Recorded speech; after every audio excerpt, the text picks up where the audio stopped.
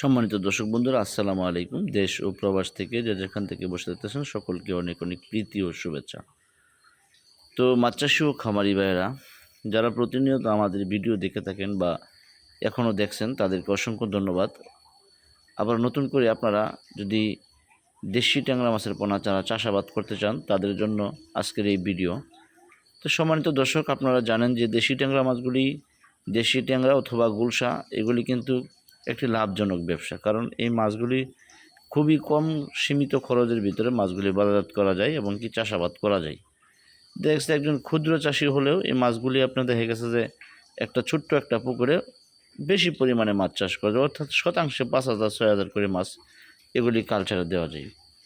মোটামুটি দেখা গেছে পানির পরিমাণ যদি 3 ফিট থাকে তাহলেই চলে, আপনার মাছগুলি ভালো আকার ধারণ করে এবং কি 4 থেকে 5 মাসের ভিতরে মাছ বাজারজাত করা যায় যদি একটু বড় সাইজের পোনা নেন। তাছাড়া যদি একটু ছোটো সাইজের পোনা নেন, যেমন কেজিতে আপনার 4,000-5,000 নেন, এইগুলি 6 মাস লাগে।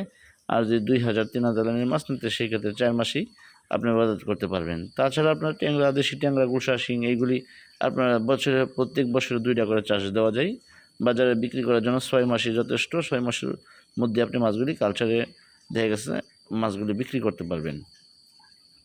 তাছাড়া আপনারা যদি দেশি ট্যাংরা মাছের পোনা দেখা গেছে যে অনেকেই চাষাবাদ দেন, একটা পুকুর আছে, তাহলে আপনারা দেশি ট্যাংরা মাছ ছাড়ুন। কারণ আপনাদের দেশি ট্যাংরা মাছগুলি কিন্তু নার্সিং করা লাগে না, এমনিতেই মাছগুলি চাষাবাদে দেওয়া যায়, সবচেয়ে ভালো ফলন পাওয়া যায়। এই জন্য অবশ্যই চাষি ভাইয়েরা আপনারা অল্প খরচে বেশি টাকা আয় করতে চাইলে অবশ্যই দেশি ট্যাংরা মাছের পোনা চাষ করুন। এগুলিতে কোনো ভাইরাস নাই, কোনো রোগ বেলায় নাই এবং কোনো রোগে আক্রান্ত করতে পারে না। এগুলি খুবই একটি লাভের মাছ, অর্থাৎ আপনি এই মাছগুলি নির্দ্বিধায় চাষ করুন। যদি ভিডিওটি ভালো লাগে চ্যানেলটি সাবস্ক্রাইব, মাছের পোনা সংগ্রহ করতে চাইলে যোগাযোগ করুন স্ক্রিনে দেওয়া নম্বরে।